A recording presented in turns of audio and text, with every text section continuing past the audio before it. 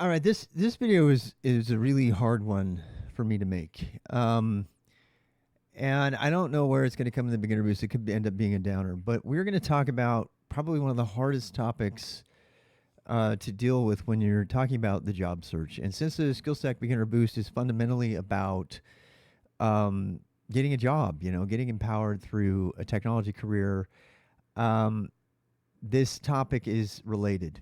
And the topic is depression. So I went ahead and I put a bullet point and said finding happiness and motivation to overcome depression and self doubt.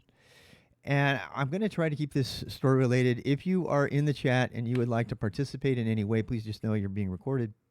Um, and I'm really going to shoot from the hip on this. I have a couple of stories, anecdotes, whatever, that I want to talk about that relate to my own life and to the life of those people that are close to me.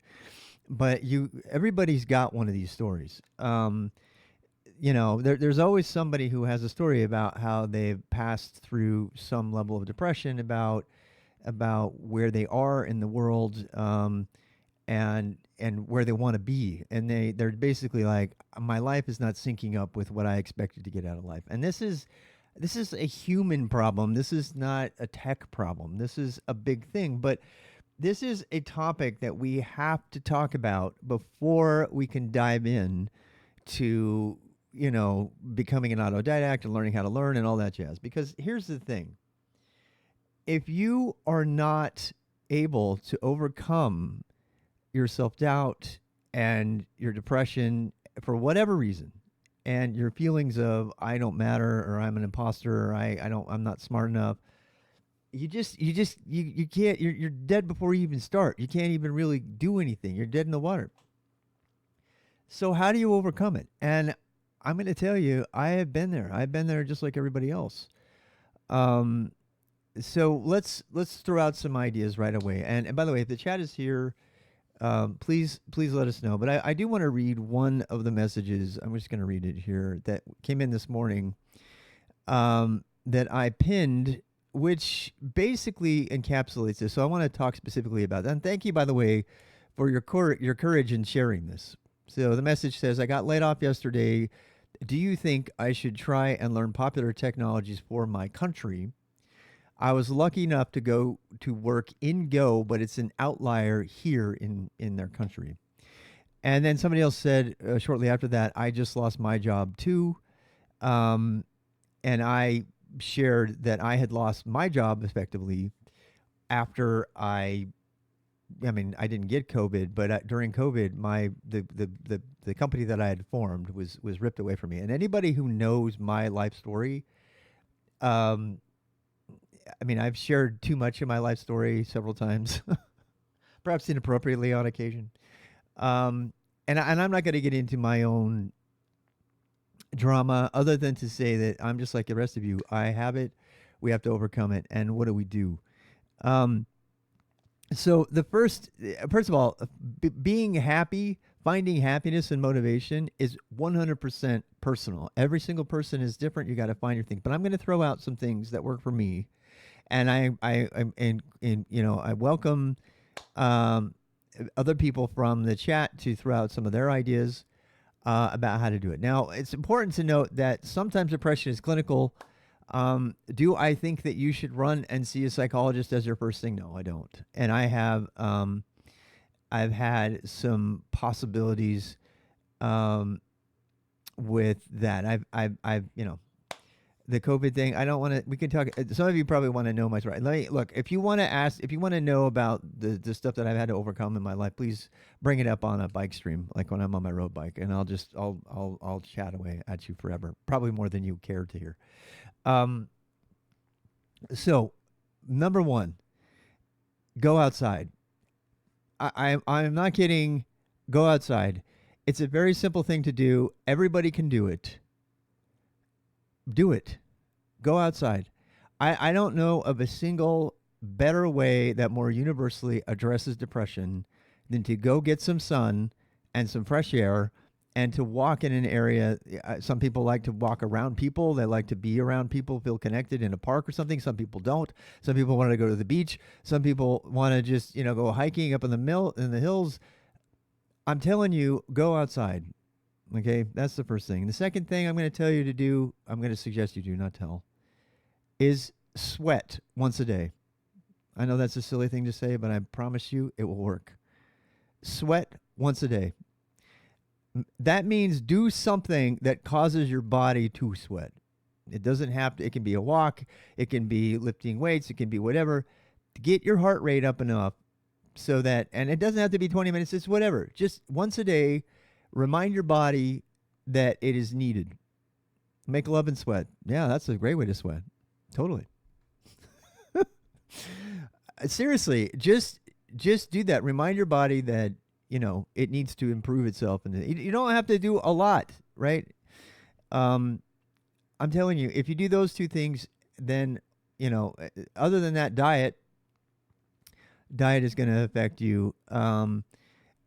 Diet, maybe reduce alcohol. Alcohol is a depressant. You guys know this, right?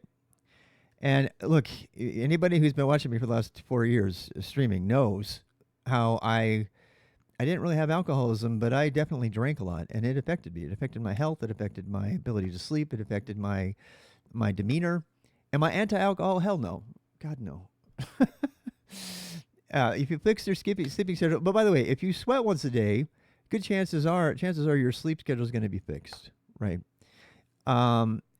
And so, reduce your alcohol. Yeah, alcohol is a depressant, and you can't say get rid of it. So, but I've noticed, my wife and I have noticed this, when we turn down our alcohol, particularly if you're older. If you're older, we ended up having to sleep more. We didn't recover from exercise as much. So I would reduce your alcohol. And you're asking me, what does this have to do with tech? And I'm telling you, if you don't feel good, you're not going to ever be in a place to be motivated to try out new challenges. So you've got to, you got to put yourself into a place of health and wellness before you can really dive into the rest. If you literally don't have a job and you're like, oh, that's really great, that's good advice, except for I don't have a job and I'm on the street. Get off the street. You're going to have to look. I do not presume to know everybody's situation. Everybody has got a different thing. Oh, we have a suggestion here. Change the venue and environment. Exercise and strive for health and well-being. Avoid depressant foods and beverages like alcohol. Yeah, that's very well stated. Thank you for writing it so nicely like that. Okay, now, take care of yourself before you can take care of your profession. Yes, wonderfully said. My chat, you guys rock. You guys really know what you're talking about. And you know why? Because they've already been through it. For me, the going outside and the exercise thing varies from time to time. One time I'm on my bike, another time I'm on my skateboard, another time I'm paddleboarding. It doesn't matter. And I need variety. Not everybody does. Some people like consistency. So that's up to you. And I suppose the fourth thing, and I've talked about this before, I'm going to say it again. I say it so many times. Improve the relationships in your life. That means pay attention to the people who are immediately in front of you. You may not be a social person, but having social connections, people who have relationships with other humans are objectively, scientifically happier across the board. And so you need that. You need to have that. And I think I did a video similar to this topic elsewhere. Well, what does this have to do with getting a job? Because you can't find motivation to do any of this until you find that moment of happiness. And that does mean, really, I think it was the video I did about retirement, about how to prepare for retirement. So you got, whether or not you have immediate relationships, but you should seek out relationships with others. And for me, quite honestly, live streaming was one of those. I do not diminish the relationships that I have created through live streaming with people from reality. And the reason for that is because so many times, there have been, the point is, find people that make you laugh. And I have. Some of the people that have, you know how hard it is to get me to have like a full-blown belly laugh? Regularly happens on Twitch. Am I telling you to live stream? No, I'm not.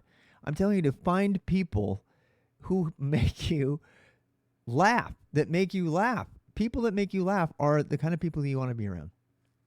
More fun, less drama, less talk. And that can be somebody who's a live streamer. It can be somebody that that you're dating. It could be a coworker. It could be anybody. But for me, honest to God, and one of the reasons my wife, she doesn't like the IRL thing, at least from she doesn't like being on camera, but she's okay with me doing this because she knows that the people that I have connected with, even though some of you I've never even seen your faces, she knows that the people that are on my live stream legitimately get me laughing to the point where I don't even care that I don't have any front teeth because I'm so happy. And it's not just because I'm outside. You combine the IRL outdoor streaming with a bunch of smart Alex like Pimpla, like making, silly 12-year-old remarks. And we're just laughing and we don't care. We're just letting go. We're letting go. And, people are people no matter where they are, even if they're hiding behind anonymity on a live stream. They are real. And, I used to talk about this a lot when I was Mo Hacks on Second Life. I talked about the value of anonymity and community, and that ultimately happiness comes from community, and that's really what I'm talking about. It's not even it's the personal relationships that come from community. You don't have to join a cult or something, although that would work depending on the cult. Be careful which cult you join, by the way. I joined one. It was not fun. News at 11. So seriously, so like, yeah, happy, happy, happy. Find a way for you to find your happy. And I think that those things cover it. That's 4 things. The cult of Rob, please no. I've been called a cult leader before. I did. The president of Tech Talent South called me a cult leader as a joke. She's awesome, by the way. Yeah, I would love to bump into her again. Yeah, they offered me a job to do all their curriculum stuff. I said no. I said, can I be free? Can I give it to people for free? She said no. I said, I don't want the job. Anyway, so yeah, I mean, it's a cult is just people who have similar beliefs. It's similar. That's all it really is. I know that because I used to have to defend the word because people would always call Mormons a cult back when I was a missionary, and I have to say, well, a cult really just means people who have extreme beliefs in common, like, Jim Jones. Anyway, don't join Jim Jones. You don't need to. You can join us. You can join our cult. Or not. You can join the cult of you can join the church of Dial Jess, one of the greatest DJs of all time on Twitch, as far as I'm concerned. You can join. you can join the. There's lots of communities you can join. I'm not even using the word cult anymore. So there. The court of juiciness. Okay, so what does this have to do with the job? I already said it. I'm going to say it again. You cannot start finding a job until you find happiness and motivation. And because when you're at peace with yourself and you've got, that sense of presence, and you feel connected to the earth around you, and that's the reason I like to go outside. I don't know how many times coming back from a bike ride, I'm paddling, I'll literally ask the community sometimes. I was like, do you really feel like coding right now? Everybody's like, hell no. Why? Because coding's not bad, but it's like a means to an end. It's like one tiny little thing in your existence, and you are a part of something that is so much bigger than any coding language or streamer. You are a part of this amazing world, and going outside and reminding yourself that you could die today and you still had that awesome ability or that awesome opportunity to say that you were a part of all of this shit. I mean, just stop for a moment. And this is why going outside and going for a walk and these kind of things and being a part of a community, this is why they tend to make you happy, because you start to reprioritize what actually matters. I am, a citizen, a creature on this planet, and I matter. And you can watch, I am obsessed with dystopian stuff. I just watched Leaving the Earth or whatever, the one that Sam Esmail just made. I'm obsessed with dystopian dramas about the future and everything. But at the end of the day, even if you did leave today, I'm not suggesting you, scoot up the deadline for your life or anything. I'm just saying, give it give the stress a rest and go outside and connect, and you'll find it. Connect with other people. Another way to lose this, and this relates to having a community, is like actually doing something for somebody else, and that kind of goes with point number 4 that I made, which is connecting with the community. Usually, when you connect with the community, the best way to do that is to volunteer. So, like when I was super depressed after I left the Mormon church and everything, I started joining all these churches. I went to all these churches, and I joined the Mooresville Christian Mission. I joined like this big mega church. I joined the Unitarians. People would ask me what church I was a member of. What church? I said whatever one is doing the most good. And I went to all of these churches at the same time, largely because I had to try to fill this void in myself, because I wasn't Mormon anymore. I didn't know what to do. I didn't know God existed, let alone anything else. I didn't know how I was ever going to be happy. So I knew one thing. I knew this is my style. Not everybody's doing this, but I was like, if I could.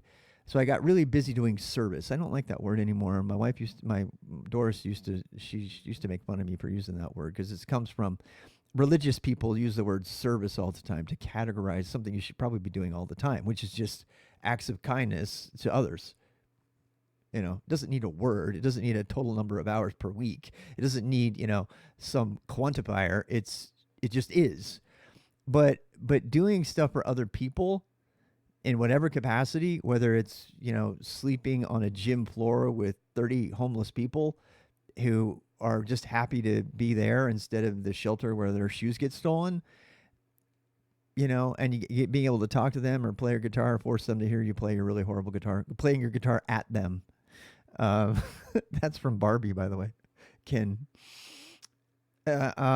So yeah, forgetting about yourself by doing something. This is not new. Nothing I have said today is new. It's not groundbreaking. It's maybe you just needed to hear it again. Maybe I needed to hear it again. Most of us know these things. We just forget about it, or and the thing that's always funny is somebody will sell you a book for $40 that says the same thing. Yeah. Well, you got that one for free. All right. I think we're done. How does this affect getting a job? We are going to talk about the how to get a job thing first, but I had to talk about the emotional thing before we talk about that. We'll do a separate video about how to actually get the job. I know he can get the job, but can he do the job? Name that quote. Talk to you later.